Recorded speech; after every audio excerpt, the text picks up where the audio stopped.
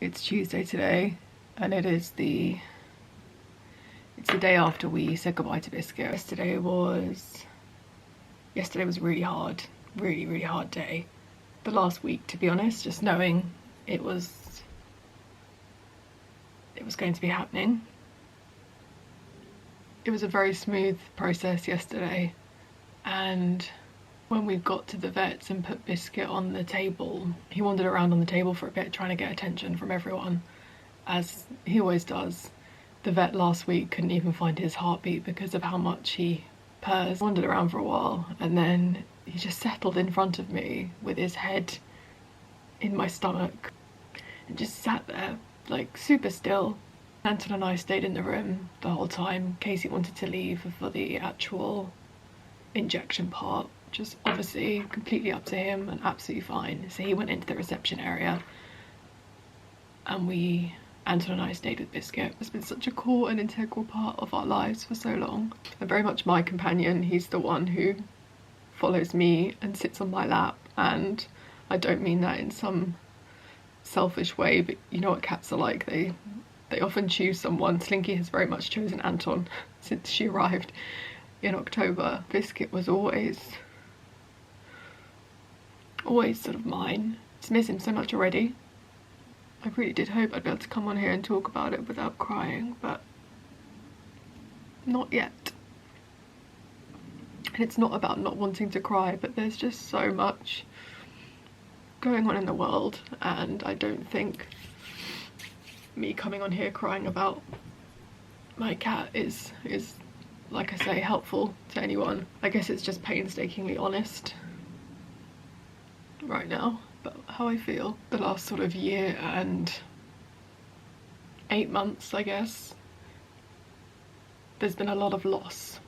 It's the same feelings. Grief is just so overpowering and can hit you in such a variety of ways. There was a point yesterday where I was able to just talk about Biscuit in such a normal way without crying. I can't remember who it was I had to phone, but there was someone. I didn't even cry. But then a couple of hours later, I was beside myself and couldn't really even speak. I was so upset. But within all of these losses, the thing that is most consistent and clear is how unlinear grief is. And that is a phrase that gets said a lot, and I suppose because it is true. I found that sometimes grief can make life feel very strange, because you go to doing these mundane tasks or taking enjoyment from things, and you can have a spiraling emotion of guilt and extreme sadness at the same time as being happy. I'm hoping this is making some sort of sense. I think about my friend Nikki every single day. That doesn't also mean that I am taking no joy out of life. I'm going to sort of throw myself into work a little bit today. I feel very fortunate that this week is not very busy, and I can really take things quite easy.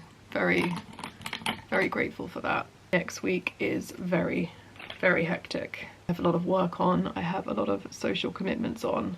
I do often quite like throwing myself into work, but there's definitely a level. Remember the first event I went to last September after losing Nikki and Taco, and quite honestly my business. As you know, I can't talk about the ins and outs of that. I went to give Jane a hug and I absolutely fell apart. And from the pictures from that event you would assume I had the best time, but I was a bit of a mess. I think it's really hard to balance out the fact that life does go on during grief, because I remember the feeling last August where I just felt this, again being very honest, this intense feeling that the world should almost stop. How can we do X, Y, Z? How is this going on? Because Nikki's not here. Doesn't make sense. It was, again, if anyone's gone through this, you may be able to relate or understand. The sun's coming out. I'm gonna go and put some music on, finish getting ready, and crack on with some work.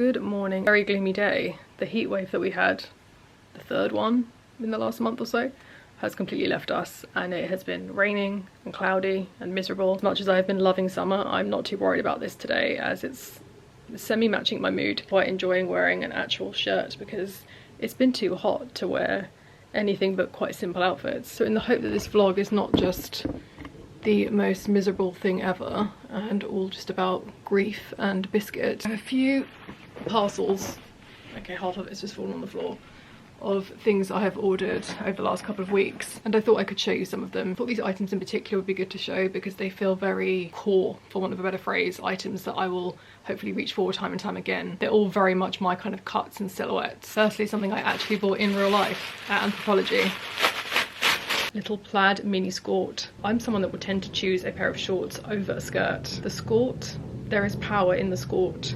You feel that you can move around as if you're wearing shorts, but then you get the lovely aesthetic look of a skirt at the front. This skirt actually has the shorts very much built in rather than as part of the back, if that makes sense. I'm also a massive fan of belts and chains. I'm very stoked that this has belt loops. I went for a UK size 6. I think maybe it fits slightly larger than a usual sizing, but this in September and October, excellent. If you have a keen eye, you may already recognise these because I already own them. But I own them in a size that is too big for me. I found them in LA and I tried them on and I just couldn't leave them. They were the last pair left in the store. And after 3 months of loving them so much, I found them on Revolve on sale and bought them in my actual size. I have to say I've never done this before. I don't own anything in multiple sizes, but apparently now this is the thing. These fit me very true to size, high on the waist, and I think will be excellent with tights. Whereas the other pair I have sit a little lower. I could definitely wear them with a pair of boxer shorts to create a double waistband effect. But I'm absolutely obsessed with the cut of these. Love the details on them. If I had my own clothing brand, these are absolutely the kind of shorts I would be designing. I did resist trying to buy this piece for a while because,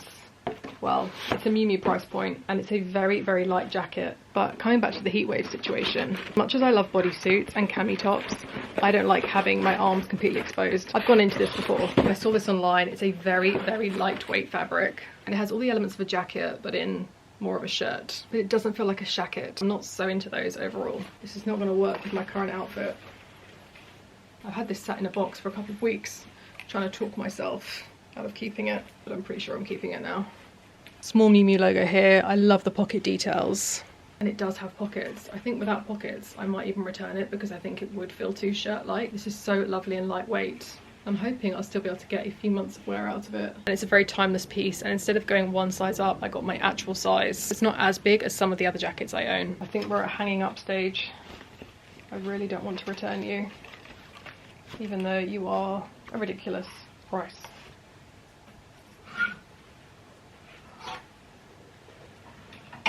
The moment I saw these, I knew I was going to order them when they landed. They're super comfy, they're my kind of height. And I think these, paired with knee-high socks and a mini skirt in autumn, oversized Gucci horse bit, a chunky, excellent heel, and a decent sized platform, so this isn't going to feel too difficult to walk in, despite the fact that it is an open back and it is a mule. I love that they look so iconically Gucci, and they even feel like they're giving a bit of a nod to the 90s Tom Ford era. And although I definitely feel they're more of an autumn-winter shoe, I might even wear them for an event next week. But for now, you'll go safely back in your little house. It's actually about time I really gave this area a bit of a clean and dusting, so I'm going to pack all the new items away and clear this.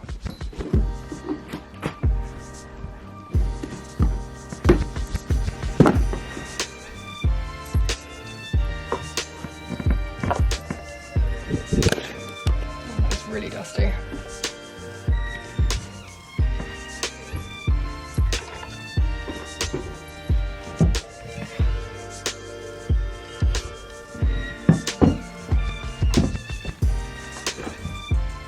Good morning, I am off to Pilates this morning.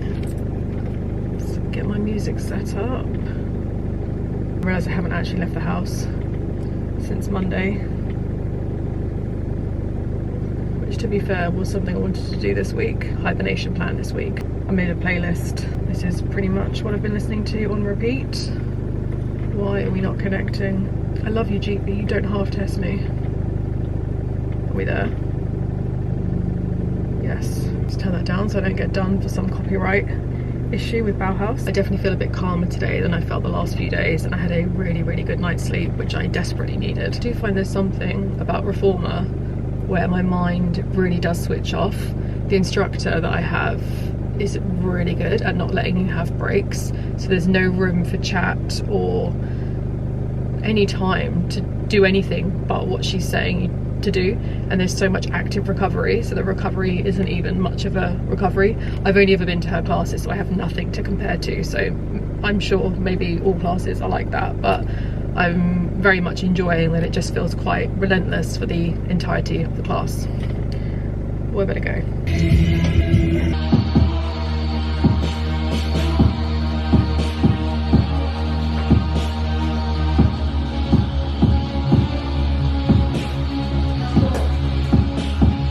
All I've done is just gone down 2 notes on all of them.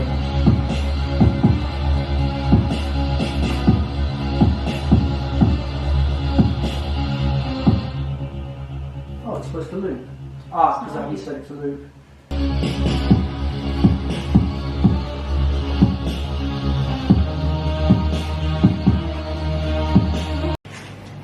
I'm quite excited they're coming over actually. Good.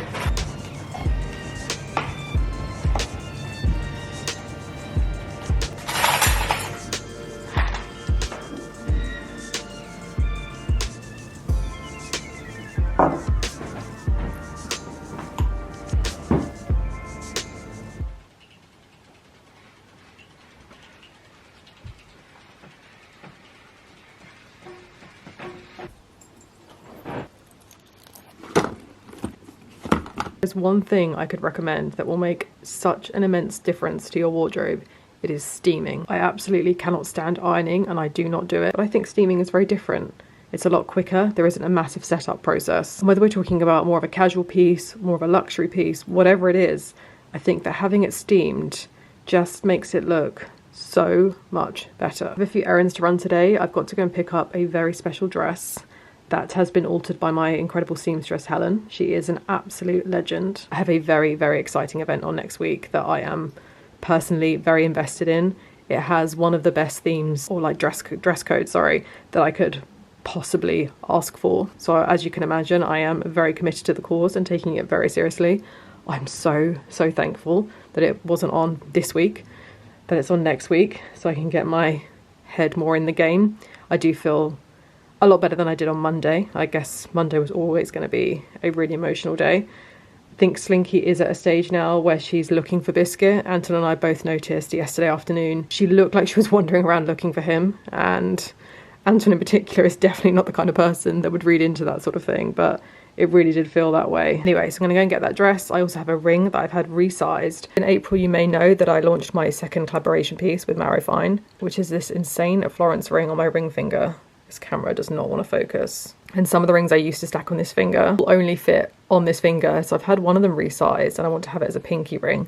So I'm going to go and pick that up and see how that has come together. Hopefully it fits really well. We've got friends over this weekend, quite last minute for us actually, but super looking forward to seeing them. And then Sunday night, I'm getting my brain into gear for a very busy week. As always, thank you so much for being here. I hope it wasn't too disappointing.